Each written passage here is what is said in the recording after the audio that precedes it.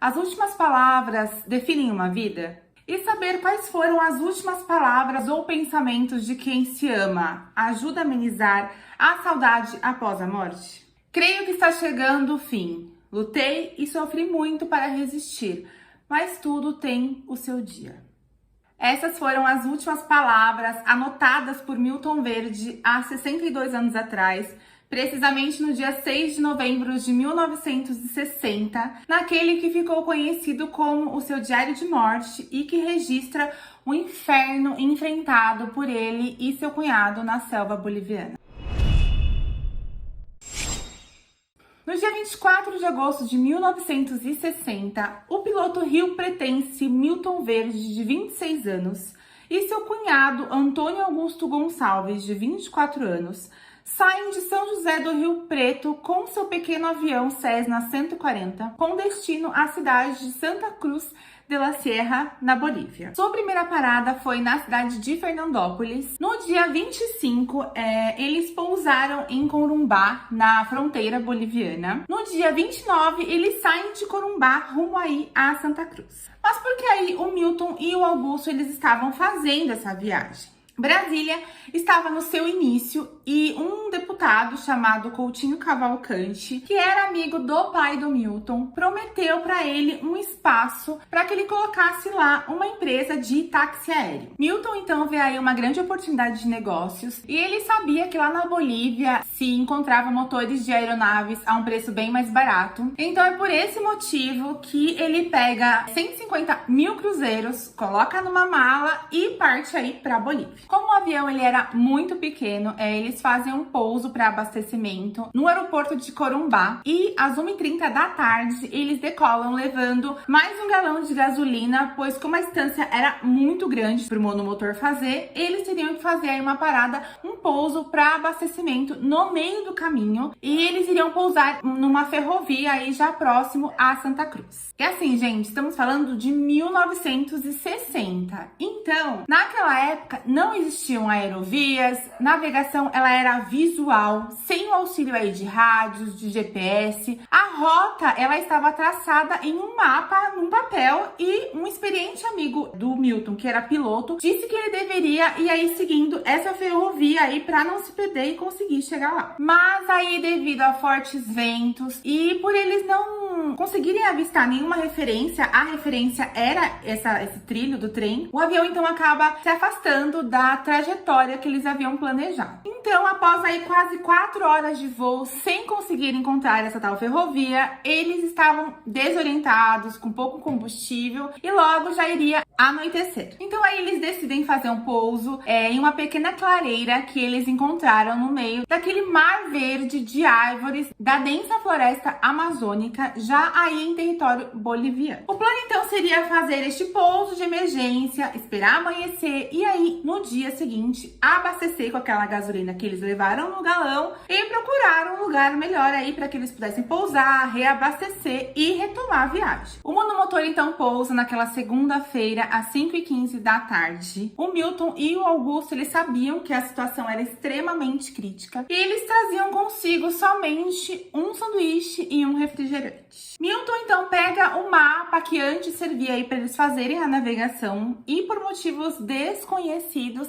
ele começa a fazer anotações do que estava acontecendo e transforma aquele papel numa espécie de diário, onde ele começou a anotar todos os acontecimentos. Segunda-feira, aterrissamos nessa vargem do dia 29/8 de 1960. Estamos com gasolina para somente 5 minutos de voo. Há 1 hora que procuramos um lugar para descer, pois tínhamos conosco somente um galão de 20 litros de gasolina. Passamos maus momentos, pois a gasolina estava no fim e só víamos mato fechado. Avistamos essa vargem como se fosse um milagre de Deus. Descemos bem e estamos tomados de um cansaço geral. Logo escureceu. Após termos feito um reconhecimento do terreno, tínhamos 2 coisas em mente: nossa família e a possibilidade de decolarmos no dia seguinte. No dia seguinte, eles se prepararam para decolar, porém o sol ele tinha muitas raízes, galhos, e eles não conseguiram decolar. Então eles decidem esperar um pouco, esperar que os ventos ficassem um pouco mais fortes E eles viram que assim, desse jeito o avião realmente não iria decolar. Eles precisaram então tirar tudo que tinha na aeronave e eles decidiram que somente o Milton iria estar no avião para ver se conseguia levantar voo. Milton então deixa Augusto e consegue finalmente decolar o avião. Ele voa por aí aproximadamente 23 minutos e não encontra nada, somente a floresta. E ele não tinha mais combustível para continuar, então, como ele estava com medo também de perder o lugar onde ele tinha deixado o Augusto, ele prefere voltar para essa clareira. Então, aí o que resta para os dois é esperar por um resgate. No dia seguinte, sem qualquer tipo de ferramenta, os dois começam aí a buscar por um riacho, mas era quase impossível andar pela mata, de desbravar aquela mata. É uma mata muito fechada, sem nenhum tipo de ferramenta, um facão, era impossível. A tentativa, ela exigia muito esforço, o que fazia com que aumentasse aí a sede deles. Milton então escreve: Não sentimos fome, mas a sede é desesperadora.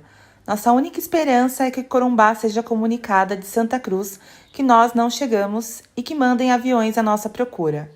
Temos fé em Deus e cremos que não merecemos uma morte tão estúpida. Nossos pensamentos estão somente com nossos filhos, mulheres e pais. Dia 3 de setembro, Milton escreve: Faz 124 horas que não comemos e nem bebemos água. O que tem nos aliviado um pouco é a folha do abacaxizinho que tem um sabor azedo. Temos falado a toda hora que se sairmos dessa, em nossa casa, nunca haverá de faltar na geladeira, principalmente água, mas também todas as qualidades de refresco e com muita fartura. Já devemos ter emagrecido uns 8 quilos cada um. Nesse momento, faço um apelo. Deus, tente piedade de nós. Precisamos ver novamente nossas famílias. Eu confesso pra vocês que essa parte me deixou bem emocionada, porque a sede era tanta, né, que o que eles conversavam, assim, entre eles, era que na casa deles nunca ia faltar bebida, nenhum tipo de bebida. Não só água, todos os tipos de bebida, eles ficavam conversando um com o outro, dizendo que nunca ia faltar na casa deles, e isso me emocionou muito. No 8º dia, tomado pelo desespero causado pela terrível sede, o Augusto pegou uma garrafa de combustível do avião, misturou um pouco com água velva, que é uma água que eles utilizavam para fazer a barba, e bebeu tudo em um só gole, aí no desespero de tentar matar a sua sede. Terça-feira, 6 de setembro de 1960. Dormimos mais ou menos. Sonhei muito com água esta noite. Estamos muito fracos e o dia de hoje promete fazer muito calor. Já tentei tomar urina, mas não foi possível. Tem um sabor de sal amargo. O Augusto se desesperou e tomou uma garrafa de gasolina como se fosse água. Passou muito mal à noite. Relatou aí o Milton nas suas anotações. No dia 7 de setembro, já se faziam aí 9 dias e 9 noites que eles não comiam e nem bebiam água. E o Milton escreve: A tarde fez muito calor. O Augusto estava delirando muito. Creio que não resistirá essa noite. 10h30. Augusto faleceu. Meu cunhado deixou-me só.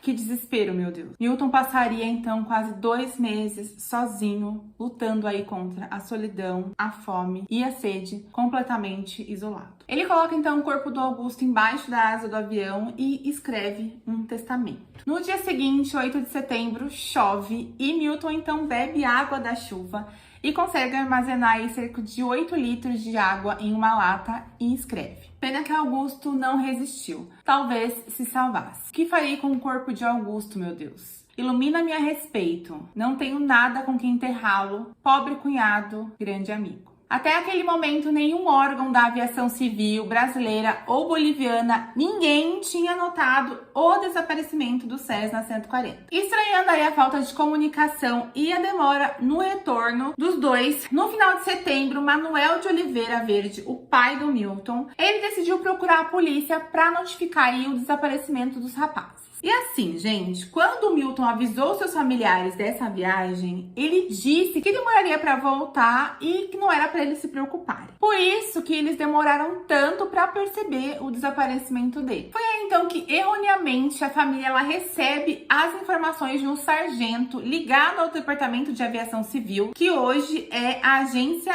de Aviação Civil, a ANAC, de que o Cessna 140 havia pousado em Santa Cruz de la Sierra. A falsa notícia notícia, então, fez com que a calmaria retornasse aí aos corações aflitos, né, dos familiares. Mas aí, dias depois, o resgate aéreo da Força Aérea Brasileira, a FAB, comunicou o equívoco e aí acabou confirmando o paradeiro do avião, comunicou aí esse erro e confirmou que o avião realmente estava desaparecido. A família foi então até Corumbá, Mato Grosso, e após tomar conhecimento da rota do Cessna 140, o Manuel viajou até o Rio de Janeiro, sede do serviço do resgate aéreo da FAB, e o órgão alegou que ele não poderia fazer nada porque o território onde o avião havia desaparecido era de responsabilidade da Bolívia. Então aí, aflito, o pai procurou a unidade do SAR, né, desse mesmo órgão, do estado de São Paulo, mas foi informado aí que eles não poderiam fazer nada sem aí a autorização do SAR do Rio de Janeiro. Então, gente, ficou empurra-empurra. Rio de Janeiro falava que era responsabilidade da Bolívia,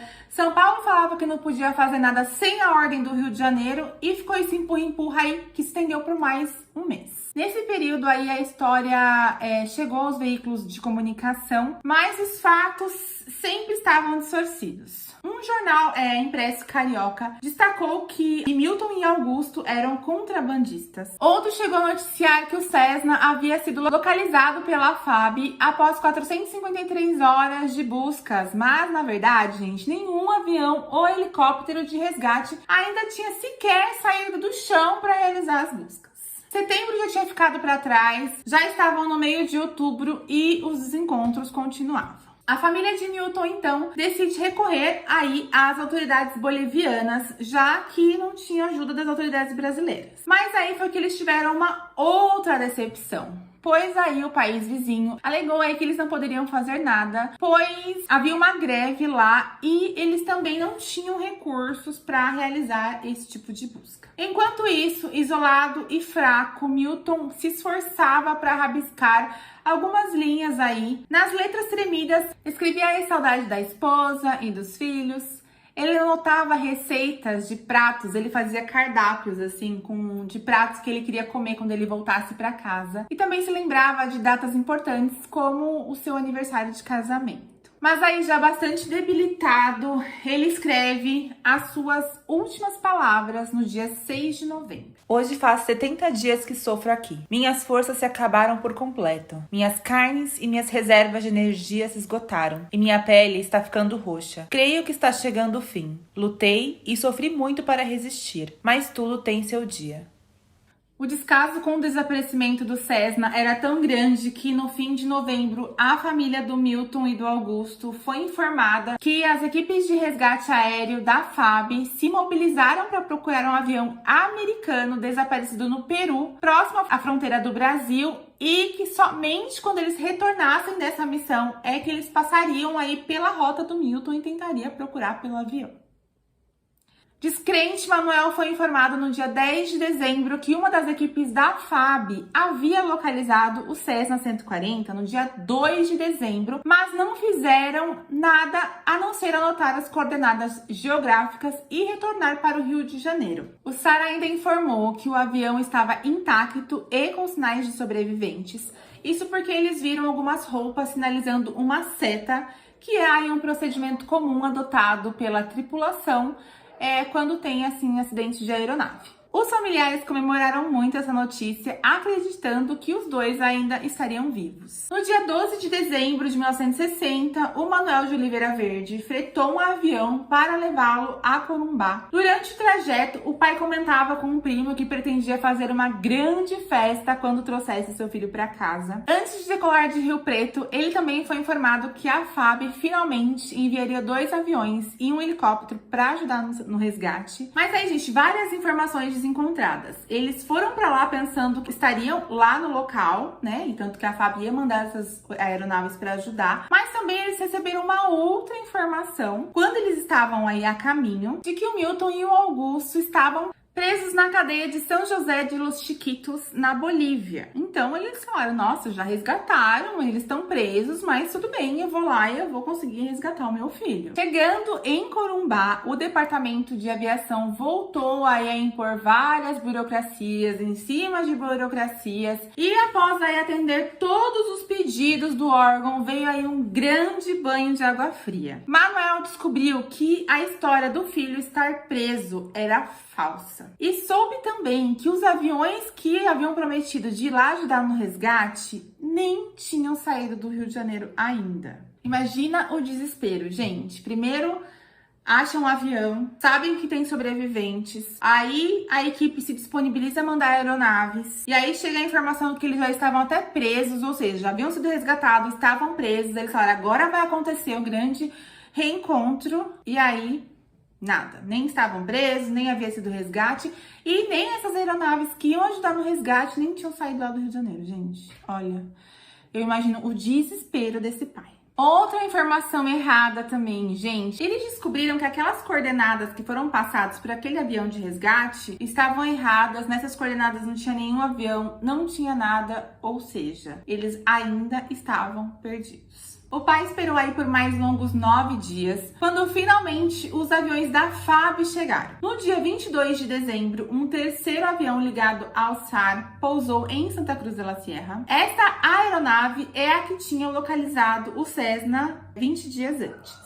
Os 3 aviões da FAB, então, decolaram e logo o erro de coordenadas foi esclarecido e eles encontraram o Cessna. Ele estava aí a 40 quilômetros do local da posição que eles haviam passado anteriormente. O pai do Milton, aí o seu Manuel, estava a bordo de um dos aviões do SAR e ficou trêmulo, gente, quando ele viu o monomotor lá no meio daquela clareira, mas ele não via aí nenhuma movimentação. Infelizmente, o dia chegava ao fim e na manhã seguinte somente é que as equipes retornariam, pois somente poderia se pousar lá, né, com helicópteros. O sorriso voltou ao rosto do seu Manuel, que prometeu aí um enorme banquete, uma enorme ceia de Natal para todos os oficiais da FAB envolvidos no resgate.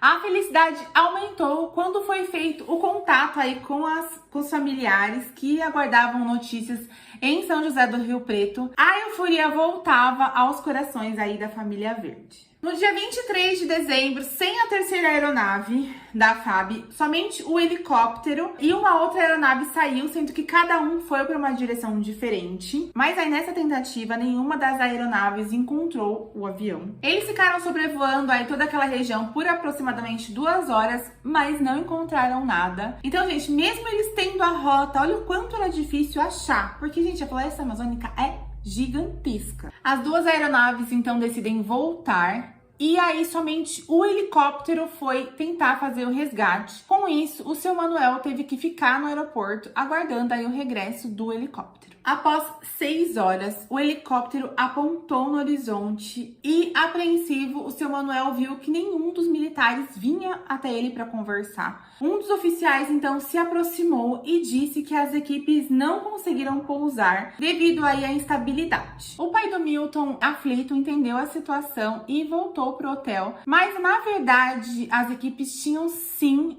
desembarcado e confirmado aí que o Augusto e o Milton estavam mortos.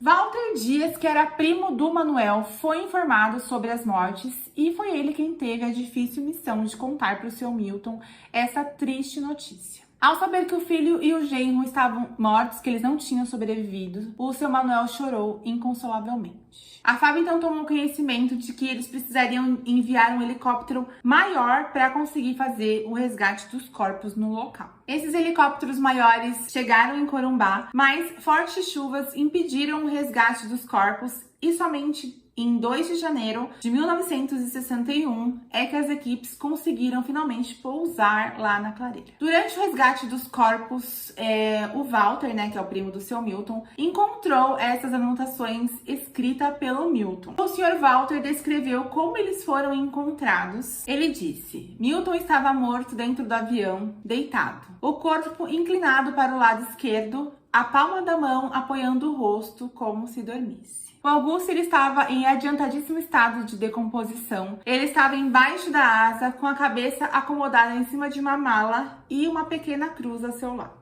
No dia 4 de janeiro de 1961, às 4 da tarde, o Douglas C-47 da Força Aérea Brasileira pousava em Rio Preto. Após aí 130 dias, Augusto e Milton retornavam para a cidade natal deles. Familiares e amigos e centenas de pessoas acompanharam o enterro e eles foram sepultados aí lado a lado. Os relatos anotados por Milton foram transformados em um livro escrito por Walter Dias, que se chama O Diário da Morte, a Tragédia do Cessna 140. Foi publicado em 1961. Todas as anotações, fotos e gravuras estão estampadas na obra. Por décadas, pessoas tinham o costume, gente, de ir até o cemitério da Ressurreição, onde os dois estão enterrados, e eles colocavam copos de água nos túmulos aí, devido a essa crença que eles tinham de que, como eles morreram de sede, eles de alguma forma tentavam aliviar o sofrimento deles, eu não sei, mas por muito tempo, muitas pessoas levavam copos de água lá e ficavam cheios de copos os túmulos. E isso aconteceu até meados de 1990, que quando por causa da dengue, isso foi proibido de ser feito. Uma avenida que atravessa o centro de Fernandópolis foi batizada com o nome do Milton Verde, como uma homenagem aí feita pela cidade a ele. E em 2010, o Museu Asas de um Sonho, que é o Museu da TAM, com a autorização da família, resgatou o avião, o pequeno Cessna 140, e levou até a cidade de São Carlos. A aeronave ficou aí em exposição em um display, exatamente como ela foi encontrada lá no meio da floresta. E aí, ao lado do pequeno avião, foi montada uma fonte de água com a imagem de Milton. Gente, essa história é muito triste. Não dá nem para imaginar o sofrimento da família que até o último dia acreditavam que os dois estavam vivos. E mais triste ainda era a agonia que eles passaram presos na floresta.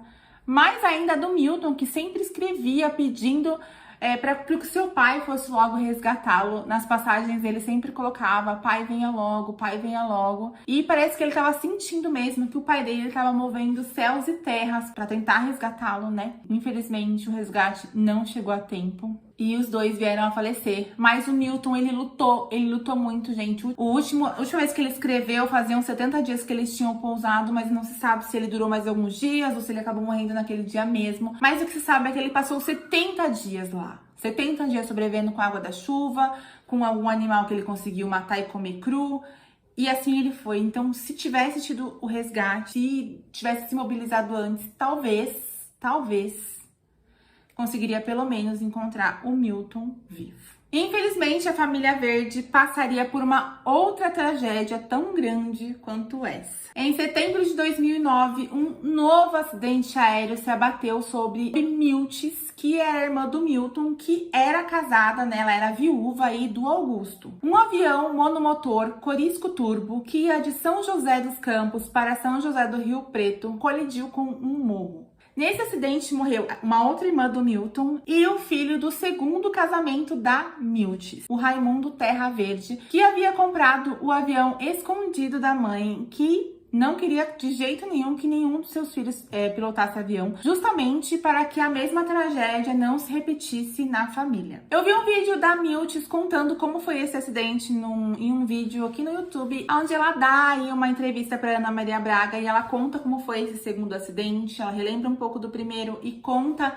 sobre esse segundo acidente que infelizmente vitimizou, né, a sua irmã, também era irmã do Milton, e o seu filho, né? Então ela perdeu a irmã, o irmão, o filho e o esposo em acidente aéreo. Então, o relato dela, né, nesse vídeo é muito impressionante. Tem aqui no YouTube, então se vocês quiserem assistir, dá uma pesquisada que vocês vão achar. Bom, gente, então essa foi a nossa história impressionante de hoje. Muito obrigada por vocês terem me assistido. Eu espero muito que vocês tenham gostado da forma como eu contei essa história. E a gente se vê no próximo vídeo. Um beijo.